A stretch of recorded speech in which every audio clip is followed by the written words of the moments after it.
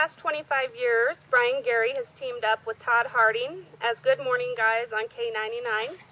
Susan Moore has been a valued part of their team for over 12 years. The Good Morning Guys are CMA Award winners for Small Market Personality in the year of 2008. They were finalists again in 2010. They were also finalists for the CRB Country Air Check Awards presented at Country Radio Seminar and finalists for the CRB Radio Humanitarian Award. Brian and Todd are very proud of the work they have been able to do in our community. Brian and Todd host numerous events every year for some of their favorite causes and nonprofits. Their 28 Hours of Hope has raised over $500,000 in the past decade for child abuse prevention in northern Colorado. Brian Gary had a very limited experience in radio before coming to K99 over 2 decades ago. Brian was a DJ at Y93 in Bismarck, North Dakota, before coming to northern Colorado. Brian arrived at KUAD in 1987. He was partnered together with Todd Harding on the morning show in the spring of 1989 and soon after became the Good Morning Guys. Susan Moore joined their team in 2001 as the news chick and now is considered one of the guys. Brian has been married to his wife Kyla for over 26 years.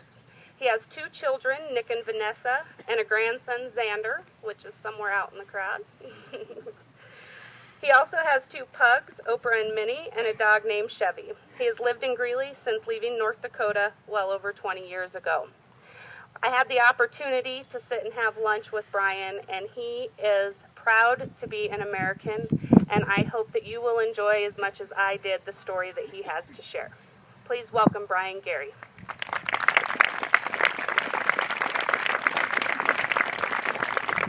Well, thank you very much, and what an honor it is to be here today. I mean, it really is.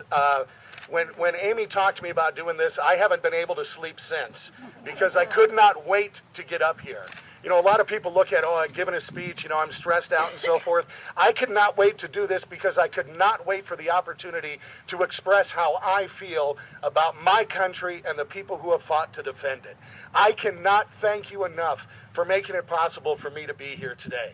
I mean, a lot of times when somebody comes up to give a speech on a day like this, you're expecting possibly, a retired military dignitary, somebody who's serving now, a political official or somebody, but who am I?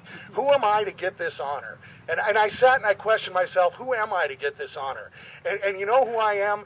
I am a grateful recipient of the freedom that men and women fought to give me. And I am so grateful to be here today to express that. And that's what's going to just come from my heart. I just want to speak from the heart for a few minutes because I believe when you speak from the heart about something you believe in and you know is right, nothing wrong can come out of it.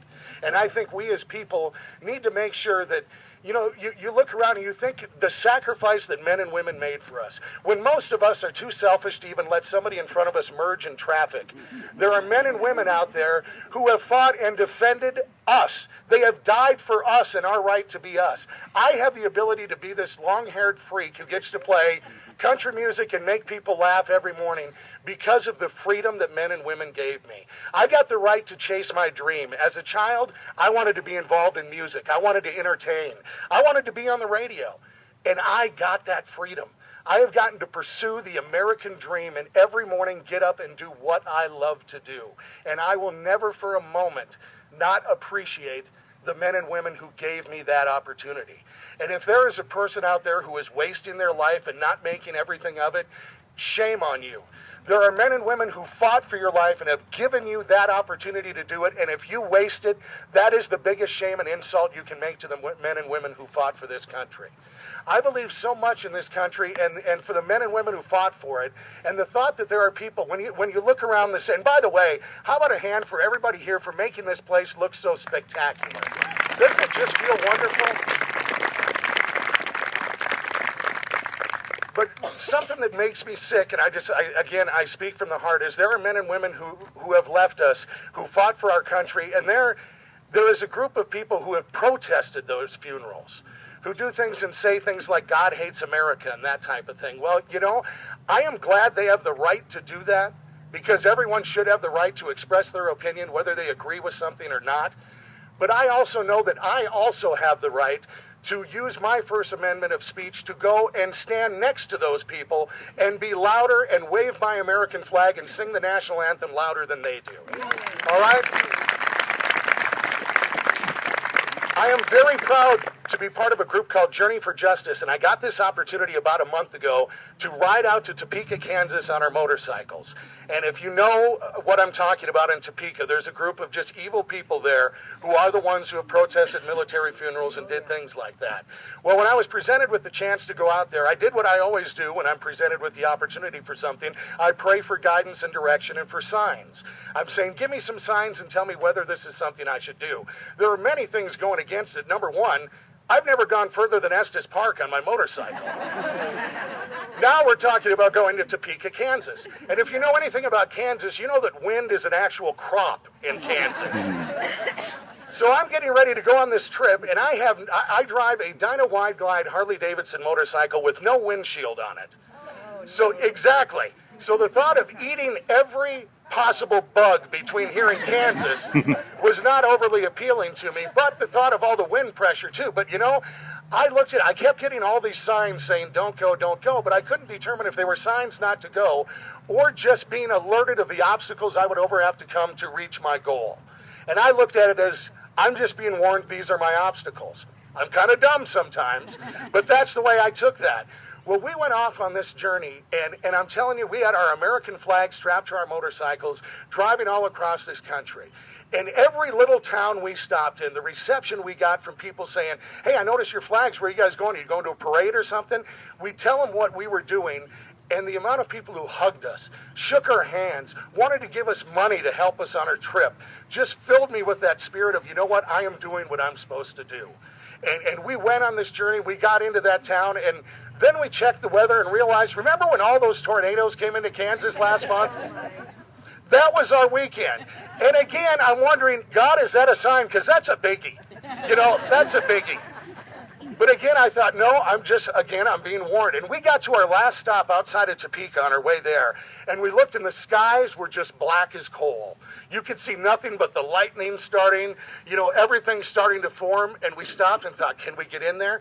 And my buddy Charlie Barnes, who does our afternoon show, who was our general on this trip, I'm telling you, he stopped, he pulled out his maps, and he looked. He said, you see this big mass here? You see that big mass there? You see this little line right in between there? If we take off right now, we can get in there. So there we go. We went screaming out of there, and lo and behold, we pulled into town right as the skies opened. So the Lord was with us on that trip. Everything threatened, but nothing came through until we got to town.